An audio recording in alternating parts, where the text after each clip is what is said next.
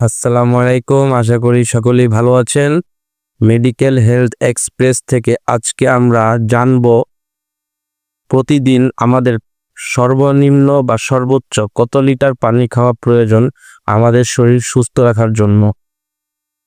তো আজকে আমরা একটি ফর্মুলা জানবো, একটি সূত্র জানবো, যে সূত্রের মাধ্যমে আমরা আমাদের শরীরের ওজন দিয়ে নির্ণয় করতে পারবো বা বের করতে পারবো যে আমাদের প্রতিদিন কত লিটার পানি খাওয়া প্রয়োজন। সূত্রটি হলো প্রতি কেজি ওজনের সাথে 30 ml বা 35 ml গুণ করতে হবে। গুণফল যেটা আসবে ওইটাই হলো আপনার প্রতিদিন পানের পরিমাণ, অর্থাৎ ওই পরিমাণ পানি আপনাকে প্রতিদিন পান করতে হবে শরীর সুস্থ রাখার জন্য।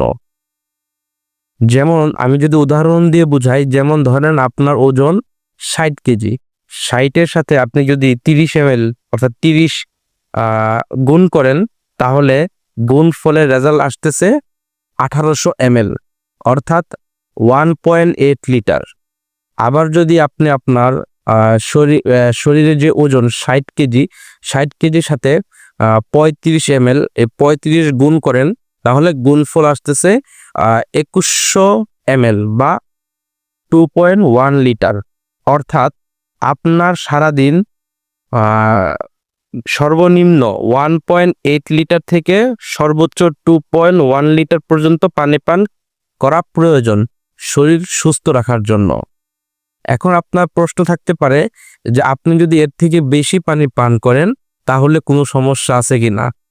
প্রয়োজনের চেয়ে বেশি পানি পান করলেও শরীরের কিছু ক্ষতি আছে, সেটা আমি এরপরের ভিডিওতে জানিয়ে দিব।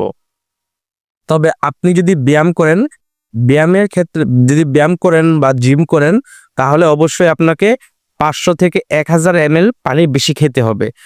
আবার অনেক সময় আবহাওয়া যদি বেশি শুষ্ক বা গরম হয়, সেই ক্ষেত্রেও পানি খাওয়ার পরিমাণ বাড়িয়ে দিতে হবে।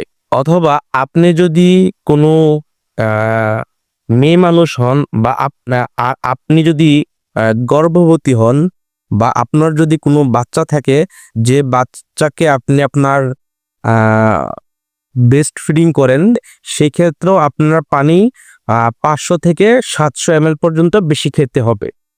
এভাবেই আপনার শরীর আপনি সুস্থ বা ফিট রাখতে পারেন।